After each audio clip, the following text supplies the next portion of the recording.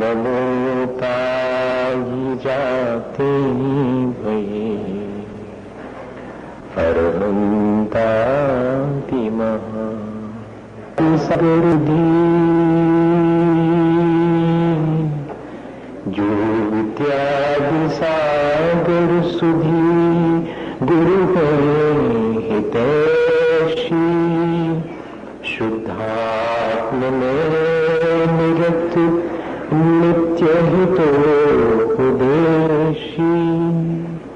वे पाप ग्रीष्म ऋतु में जल है सयाने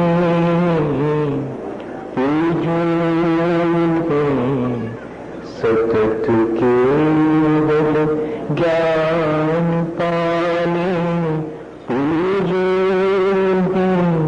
सतत केवल ज्ञान पाने। बोले भगवान महावीर स्वामी की, आचार्य कुंद कुंद स्वामी की, आचार्य गुरुवर विद्यासागर मुनि महाराज की।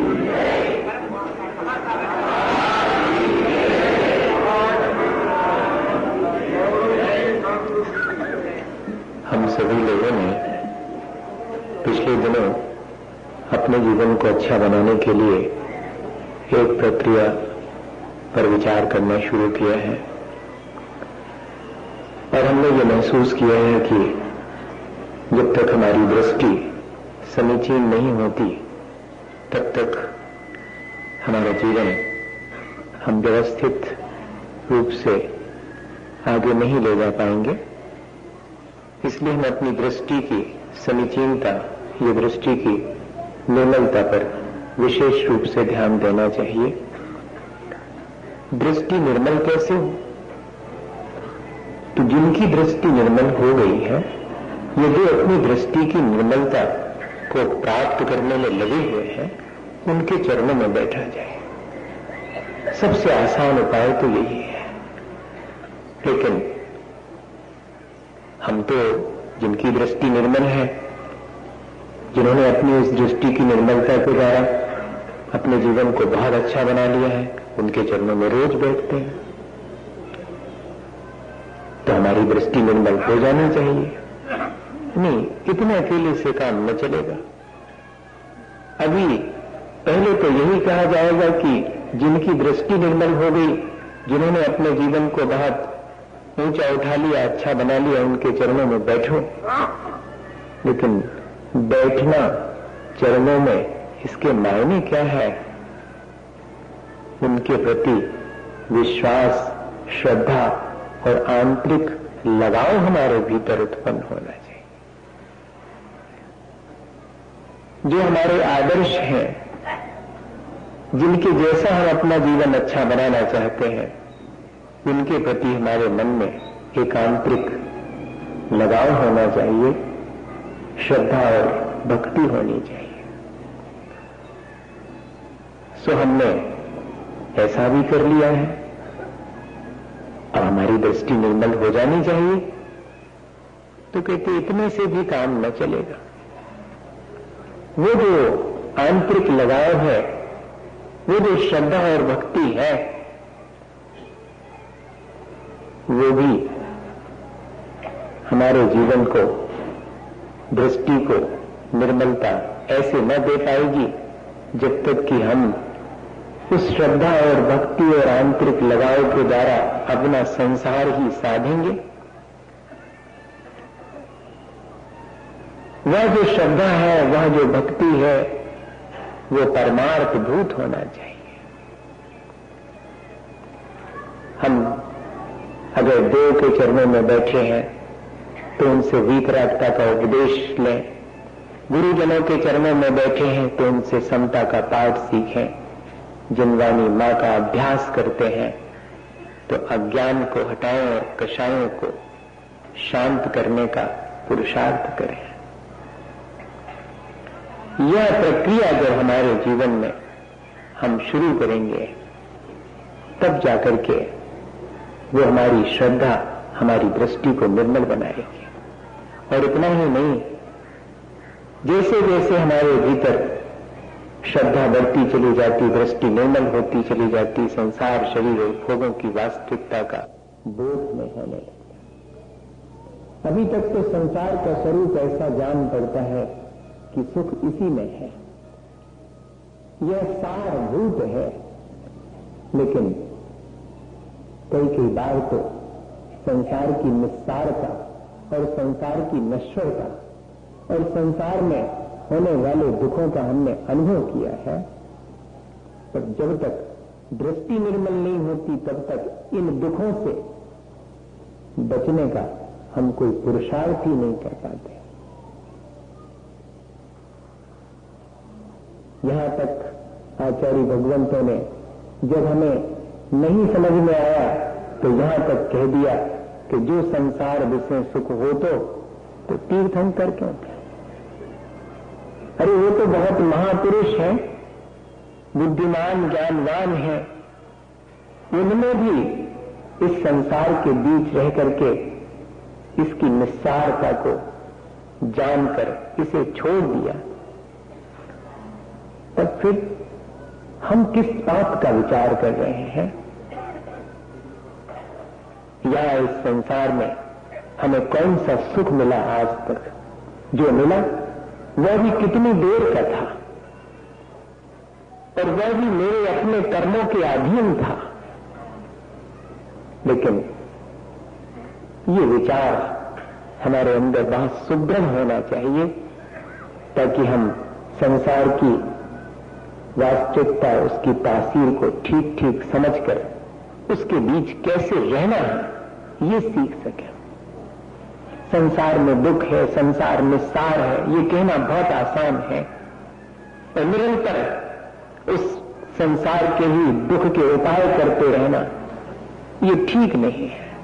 अगर मुझे संसार की निस्सारता का और संसार में प्राप्त होने वाले दुखों का ठीक ठीक श्रद्धान हो गया है तो मैं उन दुखों से बचने का उपाय करूं। कम से कम अपने और दुखों का उपाय तो न करूं, बचने का उपाय न भी कर पाऊं चलो, लेकिन मैं तो सुबह से शाम तक अपनी अज्ञानता और कषाय के चलते संसार बढ़ाने का ही उपक्रम करता रहता हूं। अब अगर संसार की वास्तविकता मालूम पड़ गई है तो ये संसार प्रपंच जान पड़े और अब इसमें और अधिक न रहूं, ऐसा भाव तो उत्पन्न हो। इस संसार से पार होने का भाव उत्पन्न होने लगे तो समझना कि संसार की वास्तविकता समझ में आ गई। संसार है क्या चीज? हमारे राग देश से निर्मित होने वाली रचना है। ये तो जो दिखाई पड़ता है वो तो लोक है, वो तो षड्द्रव्यों से निर्मित है, वो किसी ने नहीं बनाया, ना कोई इसे साधे और संभाले है, वो तो अपने आप उत्पाद व द्रव्य से युक्त द्रव्यों से निर्मित हुआ है। पर वो जो संसार मैंने बनाया है उसका तो बनाने वाला मैं ही हूं, उसे मिटाने वाला और उसे संभाले रखने वाला मैं ही हूं। वो मेरे रागदोष से निर्मित संसार है, वो असार है। तो मैं अपने रागद्वेष को रोज रोज घटाना शुरू कर दूं तो समझना कि संसार की वास्तविकता का बोध हो गया है। अब भगवान के चरणों में बैठना, गुरुजनों की सेवा करना और शास्त्र का स्वाध्याय करना अब सार्थक होने लगा है। भोग बुरे भव रोग बढ़ावे, बेड़ी है जग जी के और बेरस हो विपाक समय अपनी सेवत लागे। आता सबको है, जानकारी सबको है, लेकिन अनुभूति इसीलिए लिखना पड़ा कि अहले दानिश कम याद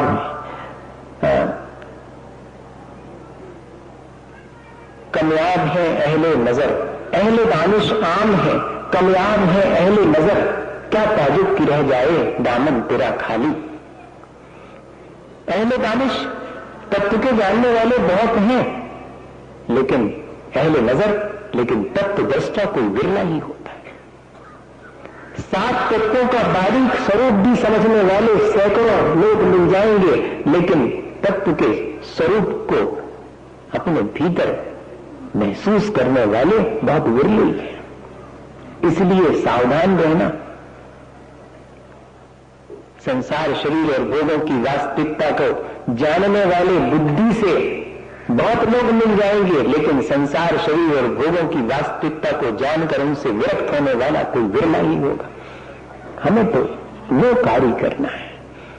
हमारे जानने का उद्देश्य ही यही है कि हम ठीक ठीक जान करके हे को हे जान करके छोड़ सकें, उपादेय को उपादेय जान करके स्वीकार कर सकें। ऐसा ना हो कि हे उपादेय का भारी भारी ज्ञान होने के बाद भी मैं हे पदार्थ को ही छाती से चिपकाए रखूं और उपादेय से विमुख रहूं। ये दृष्टि की निर्मलता यही काम करती है कि पहले हमें हे उपादेय का ठीक ठीक ज्ञान करा देती है और उतना ही नहीं, फिर हे से हमें व्यक्त करना शुरू कर देती है। तब वो दृष्टि की निर्मलता सुदृढ़ कहलाएगी, समीचीन कहलाएगी। सम्यक दर्शन ऐसा नहीं है कि बहुत आसानी से हर एक व्यक्ति को प्राप्त हो जावे। कोई विरला ही, ठीक ही लिखा हुआ है कि कोई विरला ही दृष्टि की निर्मलता को प्राप्त कर सकता है, क्योंकि बहुत हैं भगवान के चरणों में बैठने वाले, बहुत हैं उनके प्रति श्रद्धा रखने वाले, लेकिन और बहुत लोग हैं जो कि तत्व के स्वरूप को जानते हैं, संसार शरीर और भोगों की वास्तविकता जानते हैं। देह पावन अथुर घिनावन या में सार न कोई, और सुबह से उसी में लगे। बहुत हैं संसार शरीर और भोगों की वास्तविकता का ठीक जानकारी रखने वाले, लेकिन उनसे विरक्त होकर के और अपना जीवन जीने वाले, अनासक्त होकर के जीवन जीने वाला कोई विरला ही है।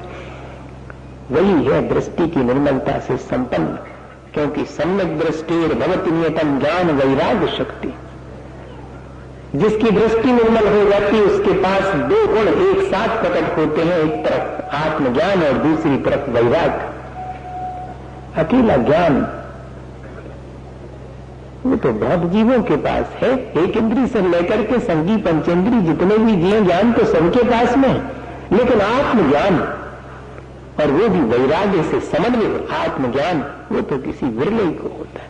हम प्रयत्न ये कर रहे हैं कि हमें इस सांसारिक भौतिक जगत के ज्ञान से हट करके वो मेरे भीतर जो आत्म जगत है उसका भी ज्ञान हो सके, और वो ज्ञान ऐसा हो जो मुझे हे से विमुख कर सके और उपादेय के सम्मुख ला सके, वो ज्ञान प्राप्त करें। उसके लिए हम यहां रोज आकर के बैठते हैं कि शायद कोई मेरे भीतर ऐसी ज्योति जग जाए, दृष्टि निर्मल हो जाए। भैया संसार में तो हम बहुत जल्दी विश्वास कर लेते, लेकिन यह मार्ग विश्वास से शुरू होने वाला मार्ग भी है, संसार से पार जाने का मार्ग, लेकिन इसमें विश्वास सहसा उत्पन्न नहीं होता। एक छोटी सी कागज के टुकड़े को लेकर के और ट्रेन में बैठ जाते हैं, अत्यंत विश्वास से भरे हुए हैं। उस छोटे से टिकट पर क्या लिखा है, इतनी दूर है फलाना स्थान और इतने पैसा लगे वहां तक जाने के, और हमने विश्वास कर लिया। टिकट लेते समय उससे नहीं पूछा कि क्या भैया बीच में अगर मैंने नदी आगे है तो ट्रेन कैसे निकले, तो पहाड़ आ जाएगा तो इसमें से कैसे निकलेगी, जी नहीं पूछते हम तो विश्वास है कि वो तो हमें अपने गंतव्य तक ले जाएगी। वहां संसार के कार्यों में जैसे हमारा विश्वास हो जाता है, ऐसे ही जिन्होंने दृष्टि की निर्मलता प्राप्त कर ली, जिन्होंने अपने जीवन को अच्छा बना लिया, उनके चरणों में तो हम बैठते हैं, उन पर तो विश्वास रखती, लेकिन उनकी कही हुई बात पर कितना विश्वास है जी जरा विचार कर ले। उनकी कही हुई बात पर विश्वास तो तब कहलाएगा जब मानो। अपन नहीं कहने लगते कि देखो कहा हमारी बात नहीं मानी, हमारी बात में विश्वास नहीं है कहा, तो हमने आज तक कहां मानी। आचार्य महाराज हमेशा कहते कि सब जने भगवान को तो मानते, मैंने भगवान की कई नहीं मानती। यही हमारी अपनी थोड़ी सी कमी है, और तो हमने बहुत काम कर लिया, थोड़ा और शेष है काम करने को, कि जो हमारे कल्याण के लिए मार्ग है उस पर हमारा विश्वास तो है, लेकिन उस पर मैं कैसे चलूं, इस बात का साहस, ऐसी भावना भी मेरे भीतर उत्पन्न होने लगे कि हाँ मुझे अपने जीवन को अच्छा बनाना है। कैसे अच्छा बनाना ये मुझे मालूम है, लेकिन शुरू तो करो। जैसे अच्छा बनाया जाता है उसकी प्रक्रिया तो शुरू करो, तब कहलाएगा कि हाँ वो श्रद्धान समीचीन श्रद्धान है। एक छोटी सी घटना से अपन समझें, कोशिश करें कि हमारा श्रद्धान कैसा होना चाहिए, कितनी दृढ़ता होनी चाहिए। और श्रद्धान की दृढ़ता अगर हो गई, दृष्टि की निर्मलता प्राप्त हो गई, तो जीवन जीने का ढंग बदल जाएगा। हम रहेंगे वहीं, लेकिन हमारी दृष्टि बदलने से, कहते अपन के जैसी दृष्टि वैसी सृष्टि, सब कुछ बदल जाता है। देखने का नजरिया बदल जाता है तो जीवन जीने का ढंग बदल जाता है। और जब तक देखने का नजरिया जो कहते हैं बाहर से चाहे ऊपर पट्टी जितने ही बदल लो, क्या फर्क पड़ने वाला। जैसे कि चील बहुत ऊंचे आकाश में पंख फैलाए हुए बढ़िया उड़ती मालूम पड़ती है कि वाह ऊंचे आकाश में उड़ने का आनंद ले रही है, चील तो बहुत अच्छी है, लेकिन जरा उसकी आंख देखो कहां लगी हुई है। उसकी आंख तो वो जो कचरे के बीच में मरा हुआ चूहा है उस पर लगी है। बताइए आप, आकाश में उड़ रही है, लोग सोच रहे हैं कि बहुत ऊंचाई पर है और बहुत आनंदित है, लेकिन आंख तो वही है कि कब जरा सा मौका मिले और मैं उसमें से वो चीज उठा दूं। ऐसे ही जब तक दृष्टि में हमारे संसार में सुख है, देह में सुख है, भोगों में सुख है, ऐसा हमारे भीतर बना हुआ हो, फिर हम बाहर से चाहे जैसा कर लेवें तो भी हमें अपने जीवन को अच्छा बनाने के लिए मार्ग प्रशस्त नहीं होगा। दृष्टि में पहले ये लाना पड़ेगा कि संसार, शरीर और भोगों की वास्तविकता तो ये है कि इसमें कोई सार नहीं है। सार तो मेरे अपने आत्म स्वरूप को जानने में है, उसके सम्मुख होने में है। मैं ये प्रयत्न दिन भर करता रहूं, इससे विमुख ना हो जाऊं। यह श्रद्धान हमारे भीतर जितना सुदृढ़ होता चला जाएगा उतना जीवन अच्छा बन सकता है। अभी तो अपन इसी श्रद्धान पर ही चर्चा करेंगे भैया। इसे सुदृढ़ बनाने के लिए नाना प्रकार से उपाय करेंगे, इसको प्राप्त करने के लिए उपाय करेंगे, इसमें आने वाली कमियों को दूर करने के लिए उपाय करेंगे, क्योंकि यही एक दुर्लभ चीज है जो एक बार प्राप्त हो जावे तो अनंत संसार कितना रह जाता। जैसे समुद्र है तो चुल्लू भर पानी, ऐसे ही अनंत संसार अर्ध फुदगल परावर्तन शेष रह जाता है, पंच परावर्तन नष्ट हो जाते हैं। इसलिए ये दृष्टि की निर्मलता का महत्व समझ करके हम, जब हमें सच्चे देवगुरु शास्त्र का सानिध्य मिला, उनके चरणों में हम बैठते हैं, अपनी श्रद्धा व्यक्त करते हैं, तो उनसे हम संदेश लेकर के अपने जीवन में वैसा ही जीना भी शुरू करें, तब जाकर के कहलाएगा कि हाँ हमारा श्रद्धान अब समीचीन हो गया है। आश्रय और बंध तत्व का बहुत विचार करने पर भी आश्रय और बंध से बचने पाए तो क्या कहेंगे उस ज्ञान को। संबर और निर्जरा से मेरा कल्याण है ये जानते हुए भी संबर और निर्जरा के उपाय नहीं कर पावे तो क्या कहेंगे उस ज्ञान को, बताइए आप। इसलिए हम ठीक जानते हैं, उस जाने हुए के अनुसार हमारा जीवन भी बनता चला जाए, उस श्रद्धान तब समीचीन कहलाएगा। आचार्यों ने तो यही दृष्टि हमें दी थी। अब हमारी अपनी थोड़ी बहुत संस्कारों की वजह से कमी कि हमने अपना काम तो किया नहीं और उसी में संतुष्ट हो गए कि सब तो मालूम है, हम तो सब जाना। तो भैया के सब जानने से नहीं होगा। बंबई का नक्शा छाती से लगाए रहो है तो बंबई फिर पहुंच जाओ, नहीं तो बंबई जब चलोगे तो पहुंचेंगे। हमें तो विश्वास है कि ऐसा है बंबई का नक्शा, रखेगा विश्वास रखती रखेगा। बहुत जरूर कि हम अपने उस श्रद्धान को टटोल करके देखें कि उस श्रद्धान से मेरे जीवन में कोई चेंजेस आए हैं कि नहीं, दृष्टि बदल गई अगर तो कोई परिवर्तन मेरे लाइफ स्टाइल में चेंज हुआ है कि नहीं हुआ है। लेकिन हम देखते हैं कि दृष्टि बदल जाने के बाद भी जो ये सोचते हैं कि मुझे तो दृष्टि मिल गई है, उनके जीवन में कोई दिखाई पड़ता। मैंने मंदिर नहीं जाने वाले और जाने वाले में कोई डिफरेंस नहीं मालूम पड़ता, जबकि दर्शन करने वाले के अंदर तो श्रद्धा ऐसी प्रगाढ़ हो जाती है कि उसके जीवन जीने का ढंग ही बदल जाता है। आपको एक उदाहरण के लिए कह रहा था मैं, सुनाने के लिए मुझे पथरिया में किसी व्यक्ति ने सुनाया था, मैं हर जगह सुनाता हूं कि शायद किसी के समझ में आ जाए। एक बार में नहीं, दूसरी बार में, दूसरी में नहीं, तीसरी में आ जाए। हम तो सैकड़ों दफे कह चुके उस बात को। अभी हमारे ही समझ में आ गया हो सो हमें ऐसा नहीं कह रहे कि हमारी समझ में सब आ गया। हाँ, ऐसा नहीं है, कोई जरूरी नहीं है, लेकिन आएगा तब ऐसे ही आएगा। हमें तो अपना पुरुषार्थ करते रहना है और निरंतर पुरुषार्थ करते रहना, कभी भी इससे उड़ना नहीं।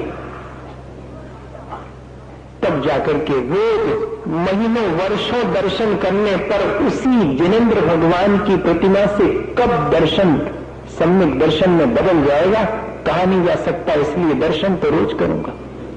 पता नहीं किस दिन कौन सी बात सुनकर के मेरे लिए आत्मज्ञान उत्पन्न हो जाएगा, इसलिए बात तो मैं रोज सुनूंगा।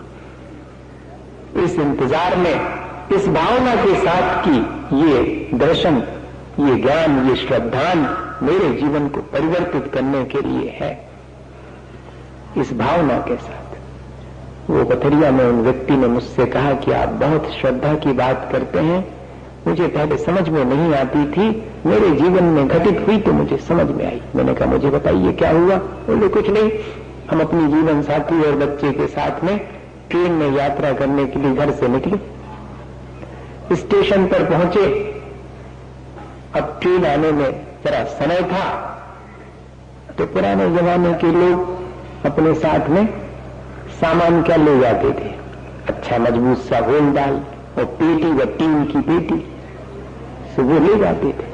सो बोले हमने वहीं पर अपनी टीन की पेटी रखी, होल डाल रखा।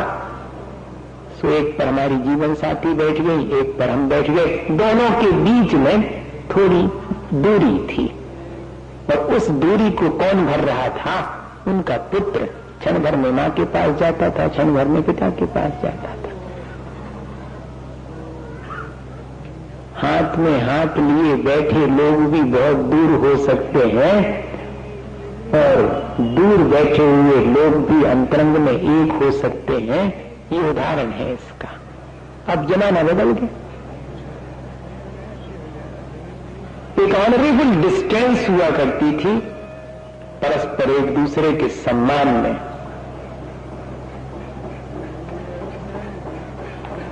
अब बेटे को नींद आने लगी तो बेटे ने सबसे पहले पिता के पास आके कहा कि पिता मुझे नींद आती है, मैं सोऊंगा। तो पिता ने अपनी आदत के मुताबिक और सीधा कह दिया कि मिस्टर अगर तुम सोओगे तो यहीं छोड़ के चले जाएंगे, ट्रेन आ जाएगी। उसको एक क्षण तो विश्वास नहीं हुआ। उसने पिता की आंखों में झांक के देखा और फिर से कहा कि पिता नींद आती है, मैं तो सोऊंगा। पिता ने फिर उसी टोन में, उसी भाव से कहा कि मैं छोड़ूं, ट्रेन आ जाएगी तो तुम सो जाओ। तो सो जाओ। चुपचाप बिना कुछ कहे धीरे से मुड़ करके वो मां के पास पहुंच गया। अब इतनी ज्यादा दूरी तो थी नहीं कि एक दूसरे की आवाज ना सुनाई पड़े। मां की आवाज सुनने के लिए पिता आतुर हैं कि देखें क्या कहती मेरी जीवन साथी इस बेटे से। सो बेटे ने जाके मां से कहा कि मां नींद आती है, मैं तो सोऊंगा। अरे नहीं भैया, देखो तुम सो जाओ तो हम छोड़ जाए तब, ऐसा कह दिया उसने गौर से मां की तरफ देखा और फिर से कहा कि मां मुझे तो बहुत नींद आती, मैं तो सोऊंगा। और उसने सोने की तैयारी भी कर ली। मां कहती रही कि देखो अगर तुम सो जाओगे तो हम छोड़ जाएंगे। लेकिन वो इतना सुन करके भी मां की गोद में सो गया। बोले ये देख करके और मुझे सम्यक दर्शन और श्रद्धान और विश्वास समझ में आ गया। मां कह रही है वही बात जो पिता ने कही, लेकिन मां पर विश्वास कैसे कर लिया? क्योंकि पिता का कोई भरोसा नहीं, जैसा कह रहा वैसे ही करेगा ये तो। लेकिन मां जैसा कह रही वैसा करेगी नहीं। ये कह रही ये छोड़ेगी होगी नहीं मुझे। ये विश्वास किसने दिलाया? ये संसार में ऐसा विश्वास बचपन से हमारे भीतर उत्पन्न होता है और यही ऐसा ही विश्वास अगर हमारे आदर्श पंच परमेष्ठी के प्रति हो जावे। मातु वालस सितानु शास्ता, अनंत भगवान को माता के समान प्राणी मात्र का हित करने वाला कहा गया है। इसलिए अपन उनकी वाणी को जनवाणी मां कहते हैं। वो हमें निरंतर इस बात के लिए सतर्क करती, सचेत करती है, हमें दृष्टि की निर्मलता प्राप्त करने के लिए उपाय बताती है। हम उस पर विश्वास नहीं कर पाते। अगर हमारा विश्वास उस पर सुदृढ़ हो जाए तो कोई वजह नहीं है कि उस विश्वास के सहारे हमारी दृष्टि निर्मल ना हो और हम अपने जीवन को सार्थक न बना सकें। हम बना सकते हैं भैया। हम रोज रोज इसी बात का अभ्यास करें, इसी बात का पुरुषार्थ करें कि मेरी श्रद्धा निरंतर सुदृढ़ होती जाए और मेरे जीवन में उस श्रद्धा के द्वारा धीरे धीरे परिवर्तन आता जाए। वीतरागता, समता और कषायों की मंदता, ये सब मेरे जीवन में जितने जितने आते जाएं उतनी दृष्टि निर्मल होती चली जाएगी। या जितनी दृष्टि निर्मल होगी ये सब चीजें हमारे जीवन में आती चली जाएंगी। इसी को तो हम अच्छा जीवन कहते हैं। ऐसा अच्छा जीवन हमारा बन सके, इसी भावना के साथ बोले आचार्य गुरुवर विद्यासागर गुरु। हे गुरुवर शाश्वत सुख दर्शक यह नग्न स्वरूप तुम्हारा है।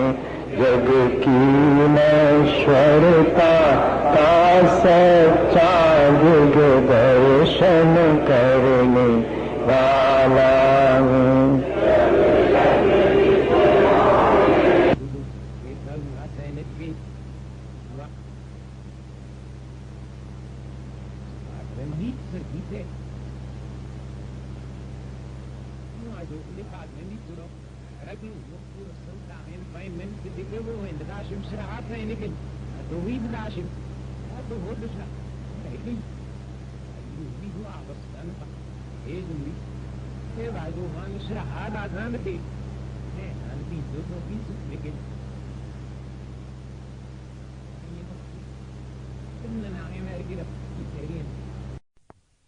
बलता ही जाते भई अरहंता की महा सागर दी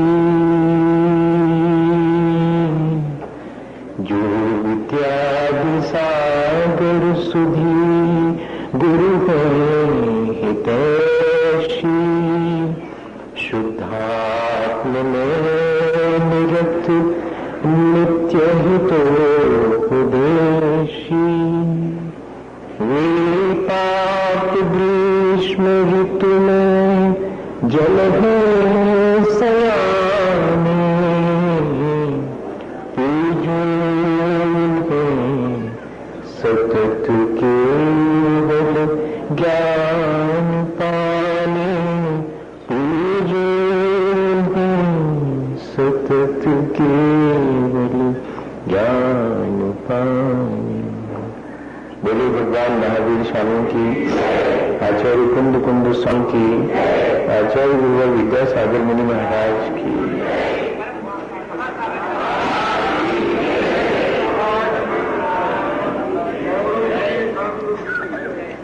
हम सभी लोगों ने पिछले दिनों अपने जीवन को अच्छा बनाने के लिए एक प्रक्रिया पर विचार करना शुरू किया है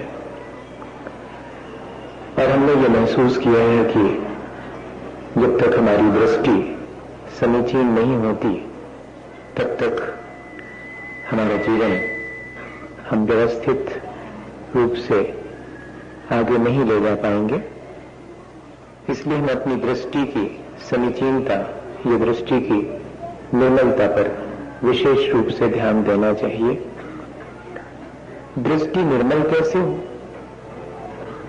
तो जिनकी दृष्टि निर्मल हो गई है, यदि अपनी दृष्टि की निर्मलता को प्राप्त करने में लगे हुए हैं, उनके चरणों में बैठा जाए। सबसे आसान उपाय तो यही है।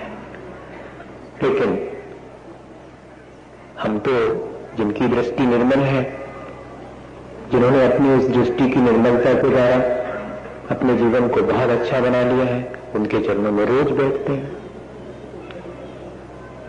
तो हमारी दृष्टि निर्मल हो जानी चाहिए। इतने अकेले से काम न चलेगा। अभी पहले तो यही कहा जाएगा कि जिनकी दृष्टि निर्मल हो गई, जिन्होंने अपने जीवन को बहुत ऊंचा उठा लिया, अच्छा बना लिया, उनके चरणों में बैठो। लेकिन बैठना चरणों में, इसके मायने क्या है? उनके प्रति विश्वास, श्रद्धा और आंतरिक लगाव हमारे भीतर उत्पन्न होना चाहिए। जो हमारे आदर्श हैं, जिनके जैसा हम अपना जीवन अच्छा बनाना चाहते हैं, उनके प्रति हमारे मन में एक आंतरिक लगाव होना चाहिए, श्रद्धा और भक्ति होनी चाहिए। सो हमने ऐसा भी कर लिया है। अब हमारी दृष्टि निर्मल हो जानी चाहिए। तो कहते इतने से भी काम न चलेगा। वो जो आंतरिक लगाव है, वो जो श्रद्धा और भक्ति है, वो भी हमारे जीवन को, दृष्टि को निर्मलता ऐसे न दे पाएगी जब तक कि हम उस श्रद्धा और भक्ति और आंतरिक लगाव के द्वारा अपना संसार ही साधेंगे। वह जो श्रद्धा है, वह जो भक्ति है, वो परमार्थ भूत होना चाहिए। हम अगर देव के चरणों में बैठे हैं तो उनसे वीतरागता का उपदेश लें, गुरुजनों के चरणों में बैठे हैं तो उनसे समता का पाठ सीखें, जिनवानी मां का अभ्यास करते हैं तो अज्ञान को हटाएं और कषायों को शांत करने का पुरुषार्थ करें। यह प्रक्रिया जब हमारे जीवन में हम शुरू करेंगे, तब जाकर के वो हमारी श्रद्धा, हमारी दृष्टि को निर्मल बनाएगी। और इतना ही नहीं, जैसे जैसे हमारे भीतर श्रद्धा बढ़ती चली जाती, दृष्टि निर्मल होती चली जाती, संसार, शरीर और भोगों की वास्तविकता का बोध में होने लगता। अभी तक तो संसार का स्वरूप ऐसा जान पड़ता है कि सुख इसी में है, यह सारभूत है। लेकिन कई बार तो संसार की निस्सारता और संसार की नश्वरता और संसार में होने वाले दुखों का हमने अनुभव किया है। पर जब तक दृष्टि निर्मल नहीं होती, तब तक इन दुखों से बचने का हम कोई पुरुषार्थ ही नहीं कर पाते। यहां तक आचार्य भगवंतों ने जब हमें नहीं समझ में आया तो यहां तक कह दिया कि जो संसार विषय सुख हो तो तीर्थंकर क्यों थे? अरे वो तो बहुत महापुरुष है, बुद्धिमान, ज्ञानवान है। उन्होंने भी इस संसार के बीच रह करके इसकी निस्सारता को जानकर इसे छोड़ दिया। तब फिर हम किस बात का विचार कर रहे हैं? या इस संसार में हमें कौन सा सुख मिला आज तक? जो मिला वह भी कितनी देर का था,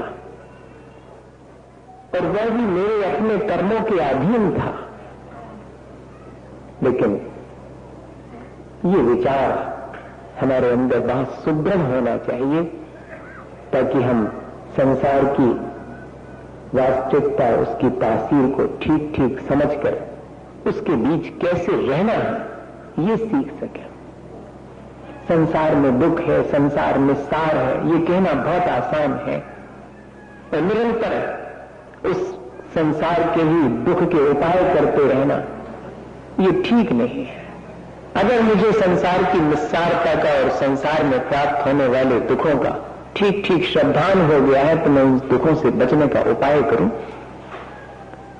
कम से कम अपने और दुखों का उपाय तो न करूं, बचने का उपाय ना भी कर पाऊं, चलो। लेकिन मैं तो सुबह से शाम तक अपनी अज्ञानता और कषाय के चलते संसार बढ़ाने का ही उपक्रम करता रहता हूं। अब अगर संसार की वास्तविकता मालूम पड़ गई है तो ये संसार प्रपंच जान पड़े, और अब इसमें और अधिक ना रहूं, ऐसा भाव तो उत्पन्न हो। इस संसार से पार होने का भाव उत्पन्न होने लगे तो समझना कि संसार की वास्तविकता समझ में आ गई। संसार है क्या चीज? हमारे राग द्वेष से निर्मित होने वाली रचना है। ये तो जो दिखाई पड़ता है वो तो लोक है, वो तो षड्द्रव्यों से निर्मित है, वो किसी ने नहीं बनाया, ना कोई इसे साधे और संभाले है, वो तो अपने आप उत्पाद व द्रव्य से युक्त द्रव्यों से निर्मित हुआ है। और वो जो संसार मैंने बनाया है उसका तो बनाने वाला मैं ही हूं, उसे मिटाने वाला और उसे संभाले रखने वाला मैं ही हूं। वो मेरे रागद्वेष से निर्मित संसार है, वो असार है। तो मैं अपने रागद्वेष को रोज रोज घटाना शुरू कर दूं तो समझना कि संसार की वास्तविकता का बोध हो गया है। अब भगवान के चरणों में बैठना, गुरुजनों की सेवा करना और शास्त्र का स्वाध्याय करना अब सार्थक होने लगा है। भोग बुरे भव रोग बढ़ावे, बेड़ी है जग जी के और बेरस हो विपाक समय अपनी सेवत लागे। आता सबको है, जानकारी सबको है, लेकिन अनुभूति इसीलिए लिखना पड़ा कि अहले दानिश कमयाब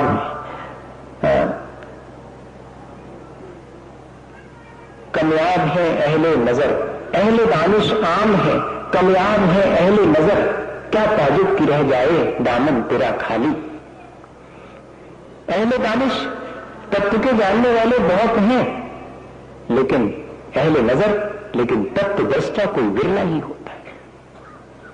7 तत्वों का बारीक स्वरूप भी समझने वाले सैकड़ों लोग मिल जाएंगे, लेकिन तत्व के स्वरूप को अपने भीतर महसूस करने वाले बहुत विरले हैं। इसलिए सावधान रहना। संसार शरीर और भोगों की वास्तविकता को जानने वाले बुद्धि से बहुत लोग मिल जाएंगे, लेकिन संसार शरीर और भोगों की वास्तविकता को जानकर उनसे विरक्त होने वाला कोई विरला ही होगा। हमें तो वो कार्य करना है। हमारे जानने का उद्देश्य ही यही है कि हम ठीक ठीक जान करके हे को हे जान करके छोड़ सकें, उपादेय को उपादेय जान करके स्वीकार कर सकें। ऐसा ना हो कि ये उपादेय का भारी भारी ज्ञान होने के बाद भी मैं हे पदार्थ को ही छाती से चिपकाए रखूं और उपादेय से विमुक्त हूं। ये दृष्टि की निर्मलता यही काम करती है कि पहले हमें हे उपादेय का ठीक ठीक ज्ञान करा देती है, और उतना ही नहीं, फिर हे से हमें व्यक्त करना शुरू कर देती है। तब वो दृष्टि की निर्मलता सुदृढ़ कहलाएगी, समीचीन कहलाएगी। सम्यक दर्शन ऐसा नहीं है कि बहुत आसानी से हर एक व्यक्ति को प्राप्त हो जावे। कोई विरला ही, ठीक ही लिखा हुआ है कि कोई विरला ही दृष्टि की निर्मलता को प्राप्त कर सकता है। क्योंकि बहुत हैं भगवान के चरणों में बैठने वाले, बहुत हैं उनके प्रति श्रद्धा रखने वाले, लेकिन और बहुत लोग हैं जो कि तत्व के स्वरूप को जानते हैं, संसार शरीर और भोगों की वास्तविकता जानते हैं। देह पावन अथिर घिनावन यामे सार न कोई, और सुबह से उसी में लगे। बहुत हैं संसार शरीर और भोगों की वास्तविकता का ठीक जानकारी रखने वाले, लेकिन उनसे विरक्त होकर के और अपना जीवन जीने वाले, अनासक्त होकर के जीवन जीने वाला कोई विरला ही है। वही है दृष्टि की निर्मलता से संपन्न, क्योंकि सम्यक दृष्टिर भवति नियतम ज्ञान वैराग्य शक्ति। जिसकी दृष्टि निर्मल हो जाती है उसके पास 2 गुण एक साथ प्रकट होते हैं, एक तरफ आत्मज्ञान और दूसरी तरफ वैराग्य। अकेला ज्ञान वो तो बहुत जीवों के पास है, एक इंद्री से लेकर के संगी पंचेंद्री जितने भी जीव ज्ञान तो सबके पास में है, लेकिन आत्मज्ञान और वो भी वैराग्य से समन्वित आत्मज्ञान वो तो किसी विरले को होता है। हम प्रयत्न ये कर रहे हैं कि हमें इस सांसारिक भौतिक जगत के ज्ञान से हट करके वो मेरे भीतर जो आत्म जगत है उसका भी ज्ञान हो सके, और वो ज्ञान ऐसा हो जो मुझे हे से विमुख कर सके और उपादेय के सम्मुख ला सके, वो ज्ञान प्राप्त करें। उसके लिए हम यहां रोज आकर के बैठते हैं कि शायद कोई मेरे भीतर ऐसी ज्योति जग जाए, दृष्टि निर्मल हो जाए। भैया संसार में तो हम बहुत जल्दी विश्वास कर लेते, लेकिन यह मार्ग विश्वास से शुरू होने वाला मार्ग भी है, संसार से पार जाने का मार्ग, लेकिन इसमें विश्वास सहसा उत्पन्न नहीं होता। एक छोटी सी कागज के टुकड़े को लेकर के और ट्रेन में बैठ जाते हैं, अत्यंत विश्वास से भरे हुए हैं। उस छोटे से टिकट पर क्या लिखा है, इतनी दूर है फलाना स्थान और इतने पैसा लगे वहां तक जाने के, और हमने विश्वास कर लिया।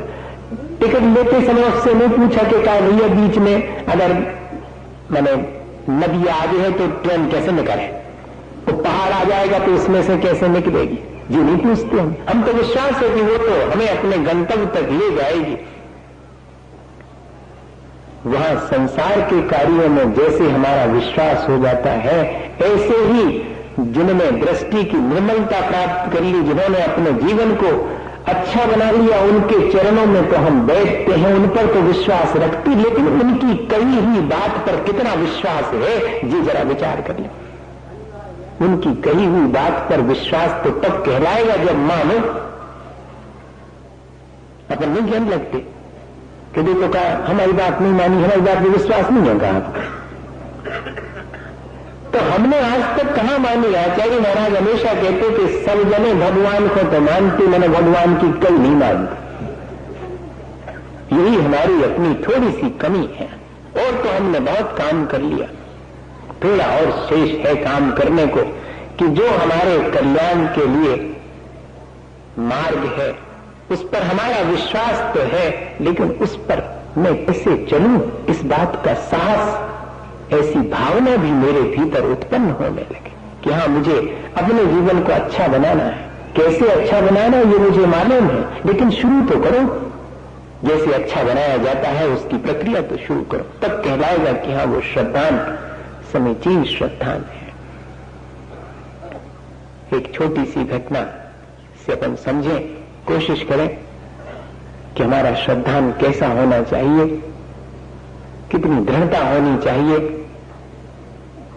और श्रद्धान की दृढ़ता अगर हो गई, दृष्टि की निर्मलता प्राप्त हो गई, तो जीवन जीने का ढंग बदल जाएगा। हम रहेंगे वहीं, लेकिन हमारी दृष्टि बदलने से, कहते अपन के जैसी दृष्टि वैसी सृष्टि, सब कुछ बदल जाता है। देखने का नजरिया बदल जाता है तो जीवन जीने का ढंग बदल जाता है। और जब तक देखने का नजरिया, जो कहते हैं बाहर से चाहे ऊपर पट्टी जितने बदल लो, क्या फर्क पड़ने वाला। जैसे कि चील बहुत ऊंचे आकाश में पंख फैलाए हुए बढ़िया उड़ती मालूम पड़ती है कि वाह ऊंचे आकाश में उड़ने का आनंद दे रही है, चील तो बहुत अच्छी है, लेकिन जरा उसकी आंख देखो कहां लगी हुई है। उसकी आंख तो वो जो कचरे के बीच में मरा हुआ चूहा है उस पर लगी है। बताइए आप, आकाश में उड़ रही है, लोग सोच रहे हैं कि बहुत ऊंचाई पर है और बहुत आनंदित है, लेकिन आंख तो वही है कि कब जरा सा मौका मिले और मैं उसमें से वो चीज उठा दूं। ऐसे ही जब तक दृष्टि में हमारे संसार में सुख है, देह में सुख है, भोगों में सुख है, ऐसा हमारे भीतर बना हुआ हो, फिर हम बाहर से चाहे जैसा कर लेवे तो भी हमें अपने जीवन को अच्छा बनाने के लिए मार्ग प्रशस्त नहीं होगा। दृष्टि में पहले ये लाना पड़ेगा कि संसार, शरीर और भोगों की वास्तविकता तो ये है कि इसमें कोई सार नहीं है। सार तो मेरे अपने आत्म स्वरूप को जानने में है, उसके सम्मुख होने में है। मैं ये प्रयत्न दिन भर करता रहूं, इससे विमुख ना हो जाऊं। यह श्रद्धान हमारे भीतर जितना सुदृढ़ होता चला जाएगा उतना जीवन अच्छा बन सकता है। अभी तो अपन इसी श्रद्धान पर ही चर्चा करेंगे भैया। इसे सुदृढ़ बनाने के लिए नाना प्रकार से उपाय करेंगे, इसको प्राप्त करने के लिए उपाय करेंगे, इसमें आने वाली कमियों को दूर करने के लिए उपाय करेंगे, क्योंकि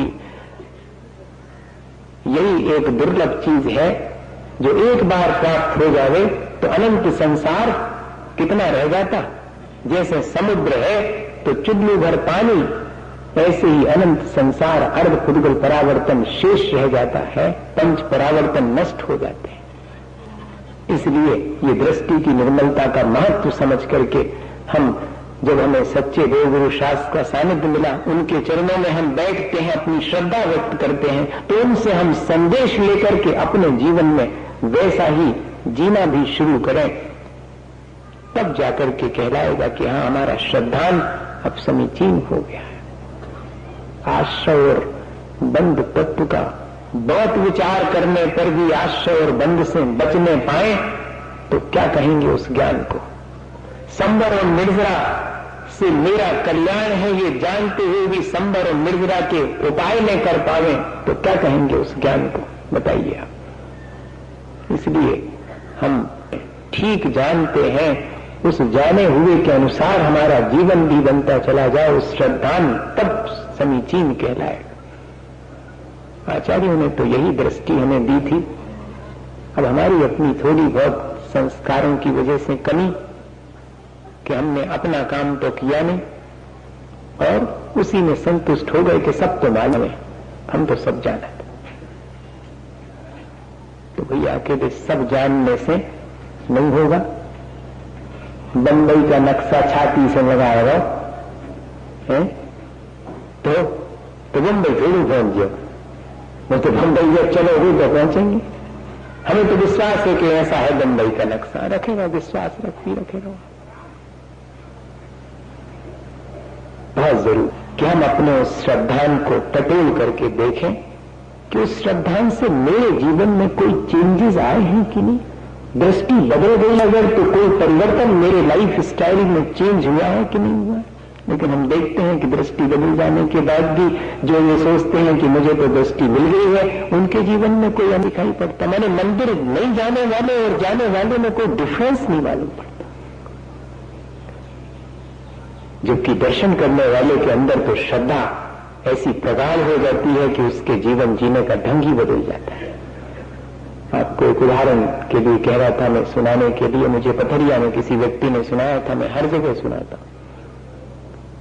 कि शायद किसी के समझ में आ जाए, एक बार में नहीं, दूसरी बार में, दूसरी में नहीं, तीसरी में आ जाए। हम तो सैकड़ों दफे कह चुके उस बात को, अभी हमारे ही समझ में आ गया हो, हमें ऐसा नहीं कह रहे कि हमारी समझ में सब आ गया। हाँ, ऐसा नहीं है, कोई जरूरी नहीं है,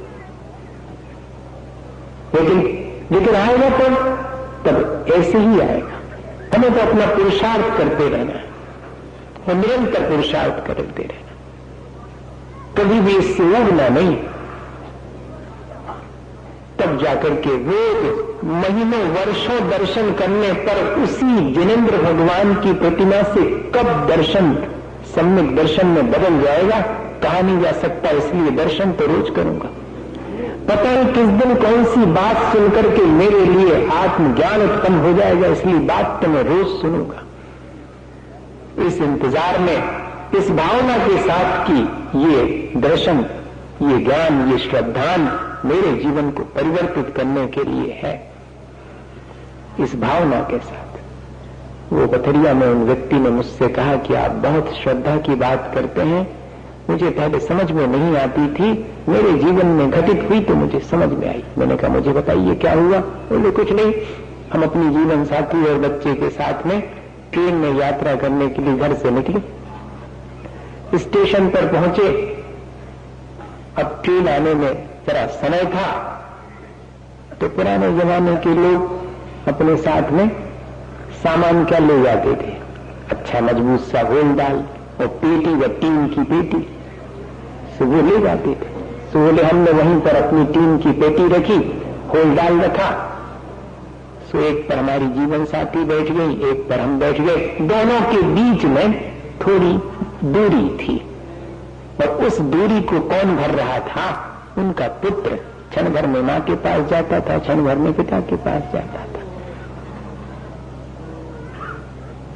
हाथ में हाथ लिए बैठे लोग भी बहुत दूर हो सकते हैं और दूर बैठे हुए लोग भी अंतरंग में एक हो सकते हैं।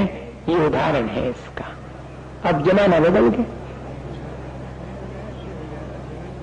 एक ऑनरेबल डिस्टेंस हुआ करती थी परस्पर एक दूसरे के सम्मान में।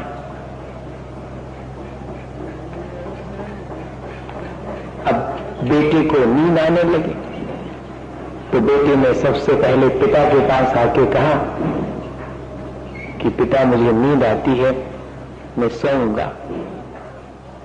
तो पिता ने अपनी आदत के मुताबिक और सीधा कह दिया कि मिस्टर, अगर तुम सोओगे तो यहीं छोड़ के चले जाएंगे, ट्रेन आ जाएगी। उसको एक क्षण तो विश्वास नहीं हुआ। उसने पिता की आंखों में झांक के देखा और फिर से कहा कि पिता नींद आती है, मैं तो सोऊंगा। पिता ने फिर उसी टोन में, उसी भाव से कहा कि मैं छोड़ूं, ट्रेन आ जाएगी तो तुम सो जाओ। तो सो जाओ।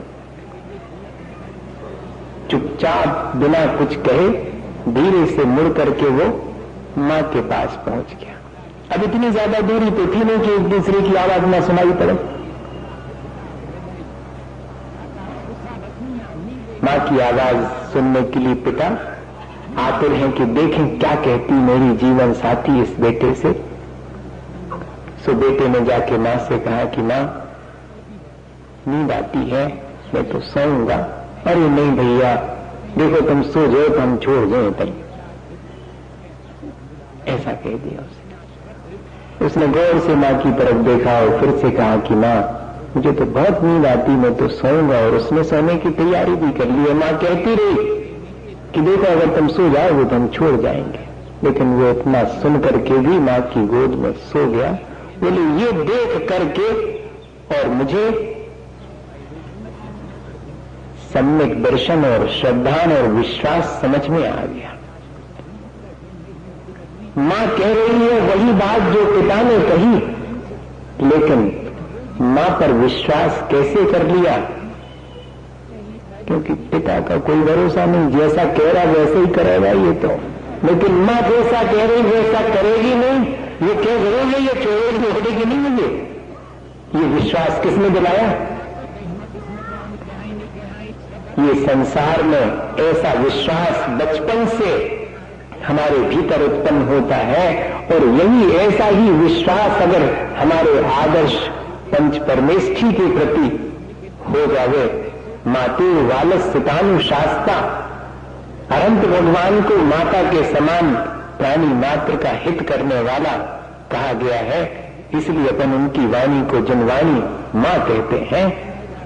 वो हमें निरंतर इस बात के लिए सतर्क करती, सचेत करती है, हमें दृष्टि की निर्मलता प्राप्त करने के लिए उपाय बताती है।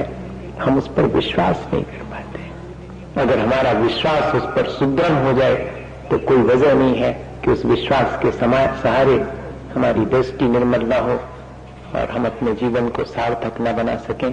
हम बना सकते हैं भैया। हम रोज रोज इसी बात का अभ्यास करें, इसी बात का पुरुषार्थ करें कि मेरी श्रद्धा निरंतर सुदृढ़ होती जाए और मेरे जीवन में उस श्रद्धा के द्वारा धीरे धीरे परिवर्तन आता जाए। वितरागता, समता और कषायों की मंदता, ये सब मेरे जीवन में जितने जितने आते जाएं, उतनी दृष्टि निर्मल होती चली जाएगी। या जितनी दृष्टि निर्मल होगी, ये सब चीजें हमारे जीवन में आती चली जाएंगी। इसी को तो हम अच्छा जीवन कहते हैं। ऐसा अच्छा जीवन हमारा बन सके, इसी भावना के साथ बोले आचार्य गुरुवर विद्यासागर को।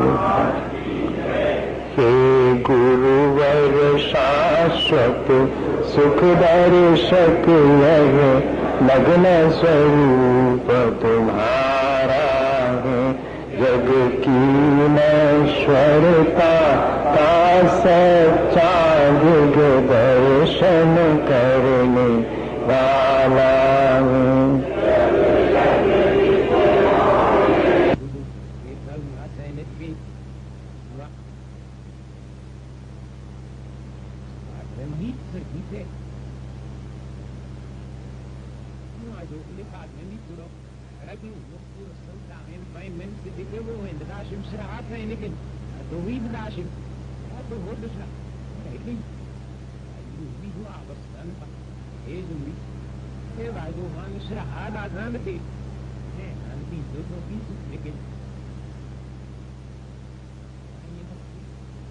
Nah,